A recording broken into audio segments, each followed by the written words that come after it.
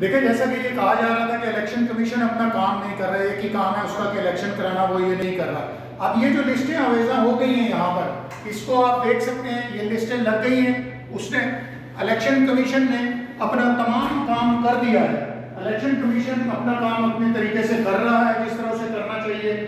اس کے بعد الیکشن بھی انشاءاللہ اناؤنس ہو جائیں گے اور اسلام آباد میں بلدیاتی الیکشن بھی ہوں گے۔ بلدیاتی نمائندوں کے لیے یہ خوشخبری ہے۔ اب اس میں یہ کہا جا رہا تھا کہ حکومت جو ہے وہ الیکشن سے بھاگ رہی ہے، پی ڈی ایم بھاگ رہی ہے، الیکشن کمیشن الیکشن کا بندوبست نہیں کر رہا کہ الیکشن ہو، کوئی تیاری نہیں کر رہا۔ دیکھیے آپ کے سامنے لسٹیں لگ گئی ہیں، ہر چیز کی تفصیلات آ گئی ہے، بلدیاتی الیکشنز کی تیاری ہو رہی ہے پس پردہ۔ اب حکومت اپنی تیاریوں میں مصروف ہے، الیکشن کمیشن اپنی تیاریوں میں مصروف ہے۔ بلدیاتی نمائندوں کے لیے یہ خوشخبری ہے کہ وہ آئیں اور اپنی لسٹیں چیک کریں اور اپنی تیاریاں شروع کریں۔ انشاءاللہ اسلام آباد میں بھی جلد از جلد بلدیاتی الیکشن ہوں گے۔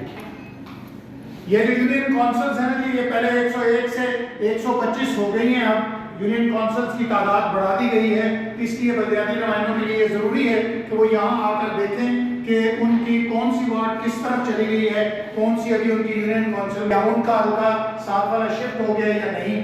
جیسے جو پہلے نمبر تھے وہ نمبر اب چینج ہو گئے یونین کونسلز کے، کیونکہ تعداد بڑھ گئی ہے۔